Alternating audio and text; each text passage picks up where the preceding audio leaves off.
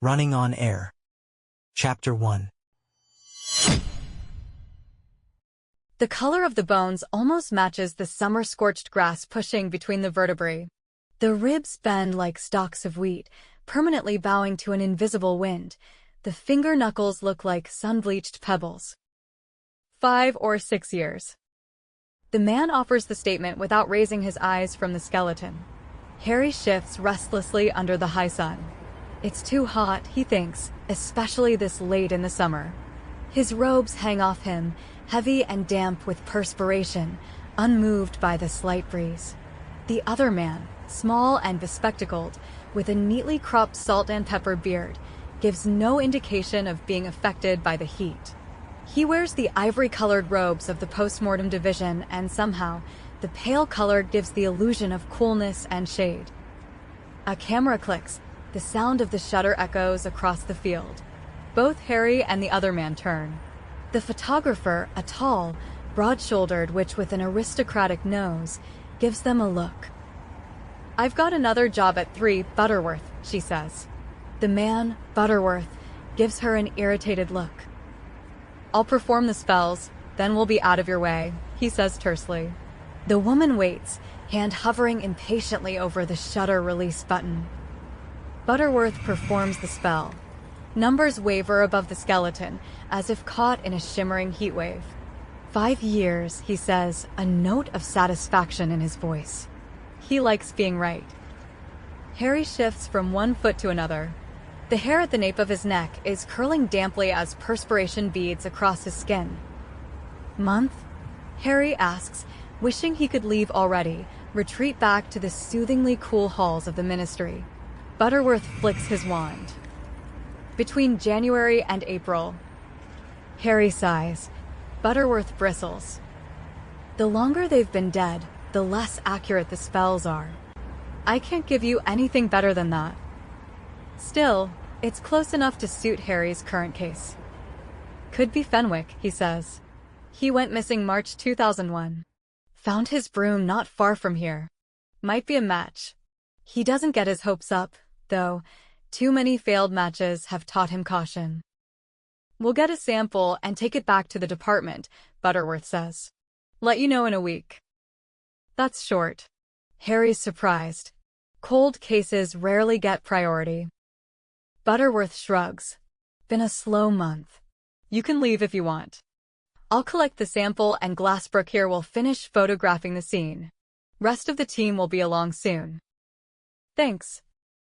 Harry disapparates with a pop. Asterisk, asterisk, asterisk. When Harry was a fresh-faced Auror, 20 years old and eyes sharp with eager enthusiasm, a white-knuckled grip on his wand, and a mind clear as sunlight, he thought he knew exactly what his job was. Saving lives and saving people through tangible work, footsteps racing along alleyways and hexes darting like frightened rabbits, skin-bruising tackles and flashy counterspells. He was good at that part. Very good in the field. But, as his supervisors explained cautiously, he was not good at the investigative side of it. That's what the detectives are for, Harry had argued, and his supervisors had all swapped expressions before saying that a head Auror, just for example, needed to have a mind carefully honed to the subtle intricacies of each case. People skills, they agreed, was what a head Auror needed. Not just raw strength and skilled magic. "I'm not head Auror," Harry had pointed out helpfully. "Yet," they'd said. And with that single word, Harry had been assigned to work with the investigative division for the next 18 months. He hadn't been very pleased about it, and there had been considerable mutterings about missed fieldwork. His supervisors had been suitably soothing, telling Harry he already outclassed every Auror as far as practical wand work was concerned, and there was no need to worry about his skills growing rusty. His new supervisor, head of the investigative division, Clara Holdsworth, had been far less diplomatic. "Aurors like you," she had said when they first met, "view your work as a game of Quidditch. As though you're a seeker and people are simply snitches." What's wrong with that? Harry had retorted, feeling rather defensive, and Holdsworth's mouth had thinned. She had set him a cold case as his first project, an ancient file from 1949, and Harry had considered that a calculated insult. Not even something new and interesting, just old files regarding people long gone. He'd made a half-hearted attempt on it before delegating it to the bottom of his desk drawer. At least the Fenwick case was actually within the current decade. Harry regarded it as a slight upgrade. But now, 6 months into his assignment, he still doesn't understand the lesson he's supposed to be learning. Asterisk, asterisk, asterisk. A file drops onto Harry's desk. Congratulations on closing the Fenwick case, Holdsworth says. She doesn't smile. Only the faint warmth in her voice indicates any praise. This is your latest assignation. Thanks. She leaves. Harry can appreciate how blunt Holdsworth is. She speaks when she has something to say and goes away when she doesn't. The pale blue color of the folder denotes it as a cold case, but that could mean anything from 2 years ago to a 1920s relic. He turns past the index and onto the first page, where detectives first on the case would have summarized the facts. Case number L10-332-5. Date filed, September 10, 2003. Case classification, missing. Name, Malfoy, Draco. Other names, none. Harry stops there. He puts the file down and stands up, then wonders where he's going. To Ron, to share the file? To Hermione, to ask what she thinks? He shakes his head. It won't be news to them. Lucius Malfoy went missing in the summer of 2002, and Draco Malfoy had, as ever, imitated his father and disappeared 1 year later. Harry, in the midst of his Auror training and in a heady rush of his new life, engaged to Ginny, celebrating Ron and Hermione's marriage, avoiding reporters as he breezily operated to casual get-togethers with Neville and Luna and all the rest. Had barely registered the news. Malfoy had probably retreated to a sunny Italian villa or French chateau along with his supposedly missing father, Harry had thought unkindly. Well, at least karma caught up to one of the Malfoys. Lucius, unlike Draco, had still been awaiting trial at the time of his disappearance, and a warrant was issued for his arrest. The Aurors caught him in the winter of 2003. Harry's colleagues had been floating on a cloud of euphoria after tracking and capturing the elusive Lucius Malfoy, but the victory had proven bitterly short-lived. Lucius had died during the capture due to a rebounding curse. Harry shakes his head, bringing his thoughts back to the present, and stares down at the file, forcing himself to calmly read through it. Be objective, he reminds himself. Be professional. It lists the usual details. Nationality, sex, height, weight, physical characteristics, clothing when last seen.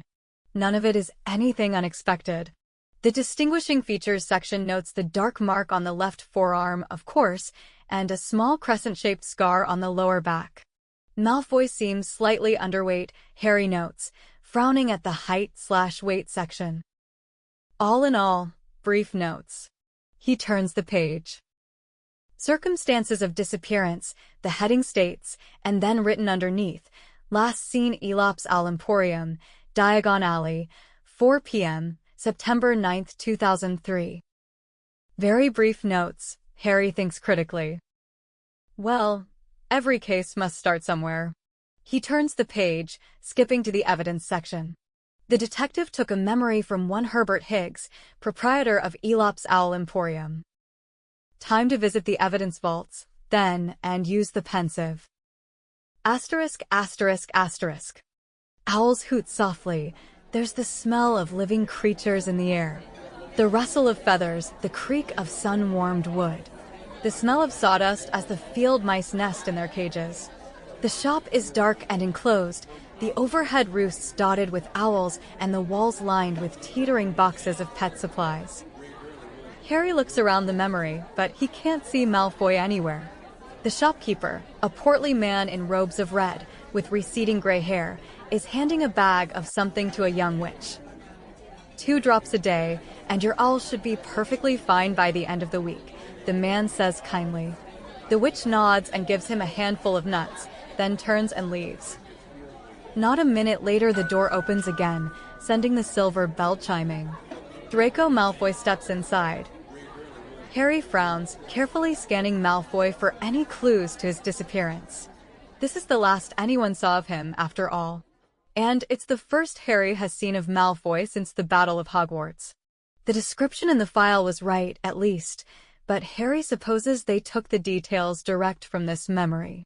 The weak sunlight, filtering through the narrow windows, catches on the tiny clasp of Malfoy's black traveling cloak. A silver snitch, Harry thinks with closer inspection, no bigger than the fingernail of Harry's index finger. "How may I help you?" the shopkeeper says stiffly. Malfoy glances at him. "I am in need of an awl. Speed is less important than accuracy." Malfoy looks in need of a good meal, but Harry had expected the thinness from the file information. He looks a little tired, Harry thinks, noting the faint shadows beneath Malfoy's eyes. Still, nothing particularly notable, nothing more than Harry would look after a long day at the office. He spoke without his usual arrogance, affecting a politely bland tone, but Harry can't detect anything else unusual about Malfoy. He watches as the shopkeeper makes his recommendations and Malfoy selects a very ordinary-looking barn owl. "I have other errands to run," Malfoy says, giving the shopkeeper a handful of galleons. The shopkeeper nods. "You can pick it up later, or give it your address and it will fly there." The shopkeeper gives Malfoy a scrap of paper and a quill. At that moment, another customer enters the shop and the man bustles over, leaving Malfoy to write his address and tie it to the owl's leg. A few moments later, Malfoy opens the door, allowing the owl to fly out, and steps onto the street. In a matter of seconds, he's gone. Harry goes to the window, but since it's the shopkeeper's memory, the street is nothing more than a beige blur. The memory keeps refocusing on the new customer. Well, that was completely useless. Harry surfaces from the memory with a sigh. No matter which way he looks at it, he has to admit his presumptions are wrong. Draco Malfoy certainly did not disappear to a luxury estate somewhere. All the circumstances are leading to the most probable scenario. Malfoy was forcibly taken away. He had been dressed warmly for the autumn weather, but otherwise traveled light, with no sign of luggage. He'd mentioned running other errands and hadn't wanted to carry the owl around with him while he completed them. Malfoy had turned left when he'd left the shop, Harry recalls. There's only a few shops on the left of the Owl Emporium, and then it leads straight to the Leaky Cauldron. No other shopkeeper had seen Malfoy, the file notes, and he didn't pass through the Leaky Cauldron.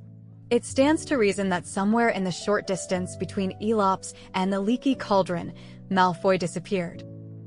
Harry enters the memory again. This time, having gotten an outline of the entire incident, he focuses on tiny details instead. It feels strange to do so, but he walks straight up to Malfoy, eyes narrowed, checking for anything noticeable. He's wearing a white button-up shirt beneath the robes, Harry notices, and neatly pressed gray trousers. Was he expecting to go somewhere requiring formal business wear? The robes are good quality but ordinary, robes that any wealthy wizard might choose to wear to run errands. Malfoy turns and takes a step closer to the owls, nearly walking into Harry. Harry instinctively ducks away. "I'm afraid I'm not fond of eagle owls," Malfoy says to the shopkeeper. "Well, if you're not interested in our eagle owl range, then may I recommend several barn owls?" Malfoy had an eagle owl during Hogwarts, Harry recalls. Strange for him to say he's not fond of them. Malfoy turns again, sunlight winking off the small silver clasp. Harry studies it for a moment. It strikes him as unusual, if only because he'd expect a large and ornate clasp, something worthy of wealth and prestige. A large gold serpent, perhaps, with jewels for eyes. Not a tiny silver snitch. Maybe Harry's just drawn to it because it's something he'd wear himself, something he'd choose. In fact, there's very little decoration to Malfoy's outfit. The clothes are nice, Harry guesses with another look, but they don't look particularly special. No elaborate stitching or patterns, and the robes are plain. The cloak, too, is without decoration, a simple traveling cloak without a hood. Malfoy's wand must be in a pocket somewhere, for Harry can't see it at all. "That one, sir," the shopkeeper asks Malfoy. Harry glances up and watches Malfoy nod at the plain-looking barn owl. Malfoy's address. Did the owl ever turn up there? Perhaps it left if Malfoy didn't let it in. It should have returned to the shop. Harry peers over Malfoy's shoulder as he writes the address, but once again the memory limits him. He can only see what the shopkeeper's eyes saw, and the shopkeeper never glimpsed Malfoy's address. When Harry looks at the parchment, all he sees is a beige blur again. Someone taps his shoulder and the memory dissolves. Asterisk, asterisk, asterisk. What? Harry asks irritably, lifting his head from the pensive. Oh, that's a nice way to greet your oldest friend, isn't it? Ron drops into the chair opposite Harry's desk. I was in the middle of a memory. Ron winces. Don't want to know. Saw one of your colleagues on the way in. He's working a case where a little witch disappeared in Leeds. Little girl she was, barely 5 years old. Harry's not particularly fond of those cases either. Did the Grimwright raid today, then? He asks, switching topics. Ron lights up as if it's Christmas, eyes brightening as he leans forward. Mate, you wouldn't believe it. We've been staking out this place for months. Yes, Harry thinks. He was part of the initial sweep team. He listens to Ron's story, wondering how much is exaggeration and how much is outright fabrication. But a good story is a good story. And as he's learned from this division, a story can be found in the smallest details, a stitch in a robe, a smile across a room, the faint tremble of a hand. He can pick a story out from the bruise dancing across Ron's knuckles, from the droplets of blood on his collar, from the way his knee jitters as he spins his tail. The easy thing about being an Auror, Harry thinks, is that if he looks at a picture and doesn't see what he wants, he changes the picture. He can start new surveillance, or interrogate a different suspect, or use other informants. But the problem with cold cases is he cannot change the picture. He can only look harder. Thanks for listening. If you enjoyed this chapter, please hit the subscribe button and ring the bell to stay updated with more audiobooks. Happy listening!